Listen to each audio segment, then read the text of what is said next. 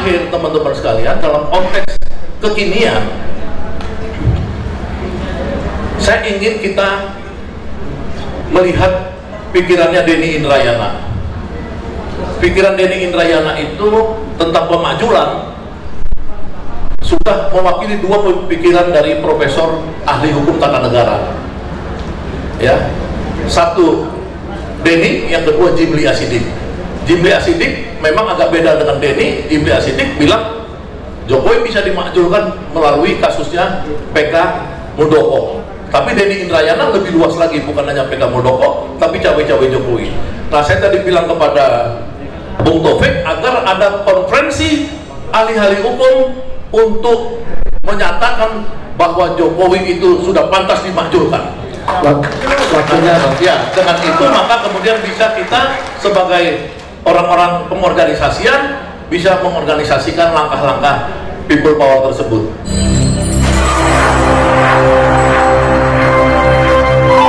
Bismillahirrahmanirrahim. Assalamualaikum warahmatullahi wabarakatuh.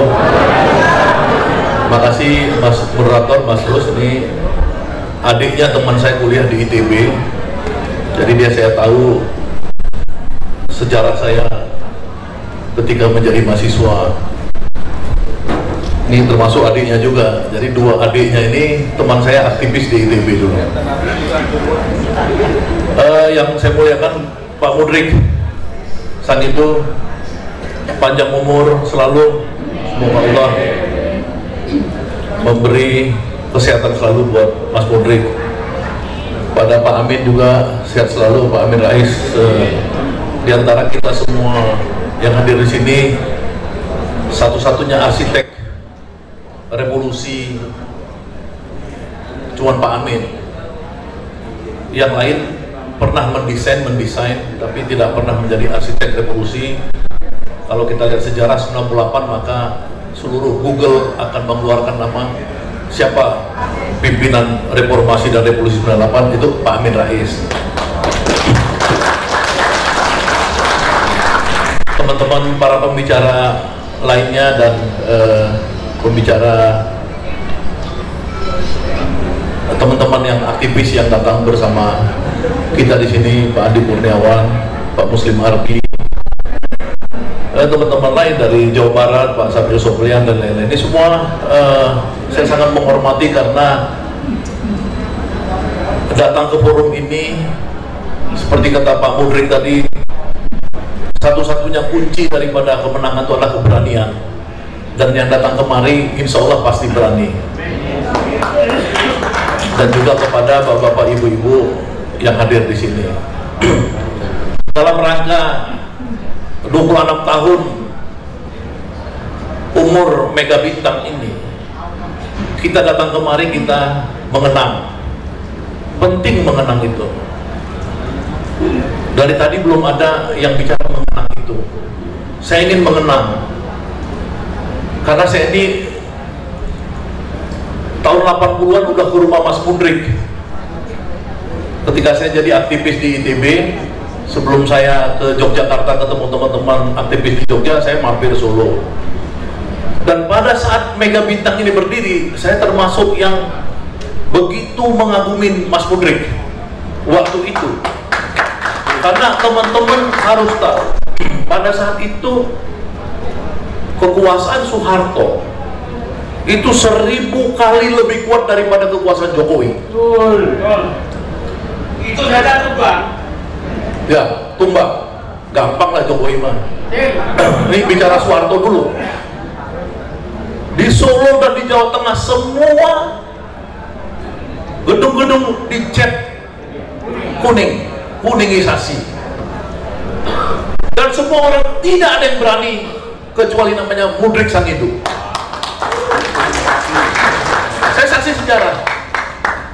Kenapa kesaksian-kesaksian ini penting kita ungkapkan? Supaya kita tahu yang disebut dalam teori reclaiming. Reclaiming itu mengklaim. Ya. Jadi kalau orang bilang siapa yang menumbangkan Soeharto? Ya, tokoh-tokoh Islam. Mas Mudrik, Pak Amin Rais. Persoalannya kemudian orang bilang Orde Baru ternyata lebih baik dari Orde Jokowi, ya itu nggak apa-apa. Tapi pada saat itu, ya kembali kita flashback di 26 tahun yang lalu, tindakan Mas Mudrik ini adalah tindakan yang dilakukan juga pada zaman dahulu kala oleh founding fathers. Jadi yang berjuang di zaman dulu juga adalah orang-orang yang berani melawan Belanda. Dan siapa mereka? Mereka juga adalah tokoh-tokoh Islam secara mayoritas dan menyuarakan teriakan-teriakan takbir seperti yang tadi di teman-teman sampaikan. Berani menurut Mas Mudrik adalah kunci. Tapi yang kedua, kita penting reclaiming, mengklaim sejarah. Sejarah itu tidak boleh diklaim orang lain sehingga kita dituduh sebagai teroris, radikal-radikal, politikitas, dan lain-lain. Narasi-narasi itu hanya bisa kita lawan kalau kita tunjukkan fakta-fakta seperti sekarang, bahwa yang berjuang untuk bangsa Indonesia ini sejak tahun-tahun 1600 ketika Portugis datang dan kemudian Jan Pieter Soenkun datang ke Indonesia menjajah, hanya orang-orang yang meneriakkan Allahu Akbar. Orang-orang banyak tidak tahu. Saya sebutkan tadi kepada Edi Mulyadi di dalam mobil, yang namanya Pangeran Diponegoro itu marganya adalah Syekh Abu Bakar. Orang tidak tahu karena sejarah disembunyikan oleh penulis-penulis sejarah. Yang namanya Imam Bonjol, tuanku Imam Bonjol adalah Shihab marganya. Dan cucu-cucunya sekarang jadi Habib Rizik Shihab, pejuang dari zaman Belanda. Dari dulu itu yang melawan Portugis dan Belanda adalah kita umat Islam. Jadi sejarah itu jangan dilepas. Seolah-olah orang bilang perjuangan cuman 5-10 tahun dari orang-orang yang mengaku menulis sejarah teriak-teriak di Menteng dan proklamasi itu. Komunis datang ke Indonesia 1917 adalah kejahatan terhadap perjuangan Indonesia. Perjuangan Indonesia itu dimulai, perjuangan nasionalisme itu oleh Cokro Aminoto dalam sejarah yang bagus. Pemberontakan buruh itu sebenarnya namanya Abdul Muiz, bukan Alimen, bukan Tan Malaka, bukan Musuh. Itu penipuan sejarah. Tokoh buruh pertama di Indonesia itu namanya Abdul Muiz, adalah paling setia terhadap host Cokro Aminoto, dan dia pendiri dari Institut Teknologi Bandung di mana saya ada di situ. Jadi sejarah harus kita luruskan. Kenapa kita mengenang 26 tahun Mega Bintang, supaya anak-anak muda yang menonton live streaming kita pada hari ini, ya ini teman saya di Amerika tadi WA ke saya karena nonton kita semua. Dia kerja di CDC. CDC itu adalah sedikit elit di Amerika yang menangani tentang penyakit. Jadi kayak kemarin COVID dan lain-lain. Dia lagi nonton kita, dia bilang kan kalau kalian menang, saya pulang ke Indonesia bawa teman-teman semua. Teman-teman sekalian, meluruskan sejarah. Jadi saya usulkan, pertama istilah Mas Mudrik berani, kita sudah melewati itu semua. Sebenarnya saya di penjara udah 4 kali Mas Mudrik, bukan 2 kali. Ya, pertama kali saya mengorganisasikan 10.000 mahasiswa di ITB bersama masyarakat tahun 87 Desember minta Soeharto diturunkan. Jadi buat saya minta Jokowi diturunkan itu udah bahasa yang lebih halus, itu lebih mudah buat kita. Kerumitannya adalah demokrasi memang membuat kita tidak seperti zaman Soeharto, karena demokrasi kita terpecah antara yang mau menurunkan Jokowi dalam pengertian tetap konstitusional kata Bung Taufik tadi, tapi kita sebagaimana Pak Amin tahun 98, tapi ada juga yang kita harus mendukung election, di mana seperti saya saat ini mendukung Anies Baswedan sebagai calon presiden Republik Indonesia. Tapi jangan bilang Anies Baswedan tidak seperti kita. Saya kasih tahu kepada siapapun orang yang mengizinkan pemakaian tempat untuk mendirikan koalisi aksi menyelamatkan Indonesia tanggal 18 Agustus 2020 di Tugu Proklamasi adalah Dr. Anies Baswedan. Itu orang nggak tahu. Ditekan oleh seluruh kekuatan intelijen supaya Anies tidak memberikan tempat kepada Pak Gatot, Pak Din, dan Pak Amin dan lain-lain yang ada di situ. Tapi Anies bilang pakai itu tempat proklamasi, Tugu Proklamasi. Jadi supaya orang tahu sejarah dia itu memang dari dulu juga pemberani. Cuman yang penting dari Pak Anies ini yang saya mau masukkan kepada hal ketiga yang kita penting catat adalah yang disebut sebagai kesabaran revolusioner. Bahasa kesabaran revolusioner ini saya sendiri suka nggak sanggup, karena buat saya masuk penjara ke penjara saya lebih siap, ya. Tapi kadang-kadang mungkin karena orangnya seperti saya ini orang yang temperamental, orang yang ketakutan yang udah hilang dan lain-lain. Tapi mungkin benar orang-orang yang tipenya seperti Anies, yang dia mempunyai kesadaran revolusioner. Kesabaran revolusioner ini dia melihat gelombang, ya, seperti Habib Rizik sekarang kita lihat, dia punya kesabaran revolusioner. Dia sudah marah lihat situasi ini, tapi dia tetap tenang di Petamburan. Nah, yang ketiga tadi maksud saya ini kita catat dalam permainan kita ini adalah kesabaran revolusioner. Kesabaran revolusioner ini seperti Bung Egi tadi bilang, buruh akan mengepung Jakarta tanggal 10 Agustus. Ya kita tidak usah mendelegitimasi gerakan itu. Ini yang saya sebut kesabaran revolusioner itu bagaimana melihat gelombangnya dan bagaimana kita mengatur permainan.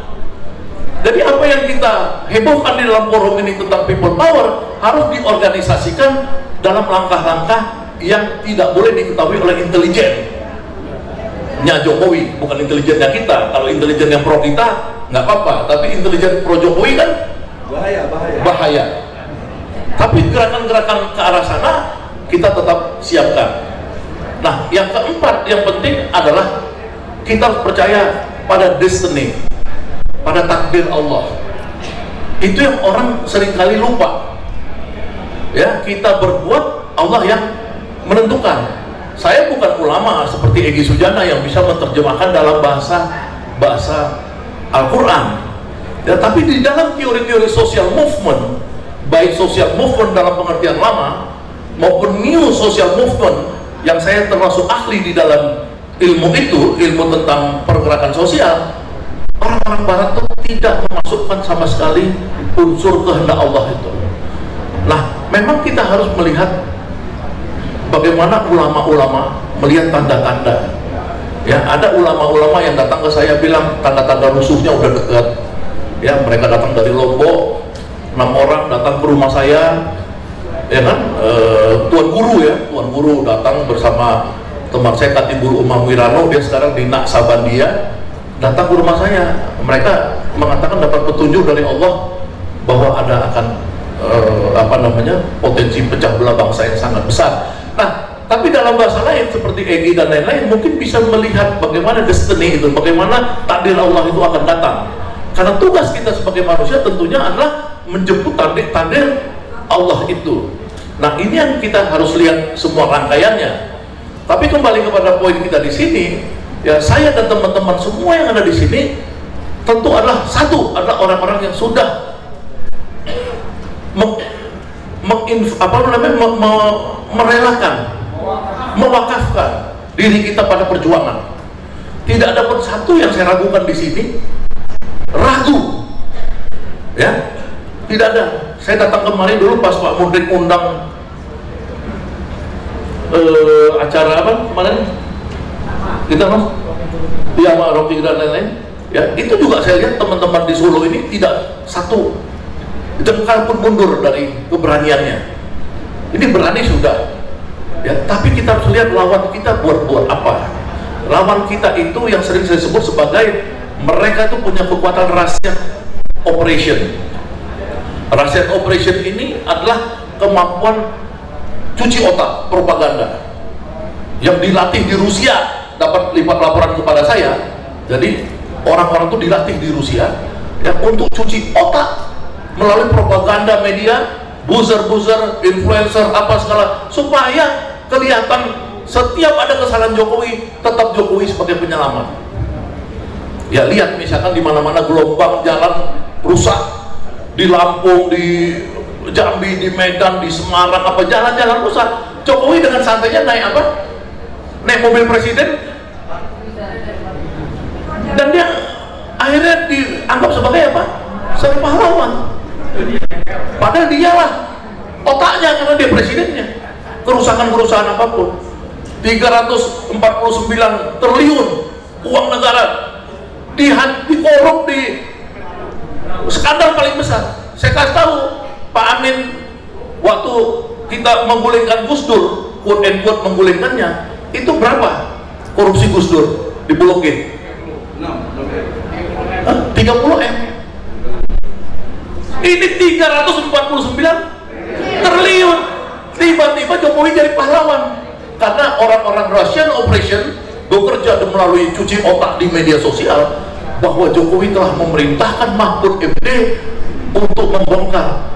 Bongkar apa? Bongkar diri kamu sendiri dong membongkar. Karena sama seperti Gus Dur, ya, Habibie, kasus Bank Bali dan lain-lain, itu juga tumbang karena dia dianggap penanggung jawab. Dalam teori leadership, Jokowi tidak boleh mengatakan bahwa dia di luar itu, dia bagian daripada itu, orang dia pemimpinnya, pembuatnya. Nah terakhir teman-teman sekalian, dalam konteks kekinian, saya ingin kita melihat pikirannya Denny Indrayana. Pikiran Denny Indrayana itu tentang pemakjulan sudah mewakili dua pikiran dari profesor ahli hukum tata negara. Ya, satu Denny, yang kedua Jimli Asidik. Jimli Asidik memang agak beda dengan Denny. Jimli Asidik bilang Jokowi bisa dimakjulkan melalui kasusnya PK Muldoko. Tapi Denny Indrayana lebih luas lagi, bukan hanya PK Muldoko, tapi cawe-cawe Jokowi. Nah, saya tadi bilang kepada Bung Taufik agar ada konferensi ahli-ahli hukum untuk menyatakan bahwa Jokowi itu sudah pantas dimakjulkan. Waktunya. Ya, dengan itu maka kemudian bisa kita sebagai orang-orang pengorganisasian bisa mengorganisasikan langkah-langkah people power tersebut. Terima kasih. Wassalamualaikum warahmatullahi wabarakatuh. Waalaikumsalam.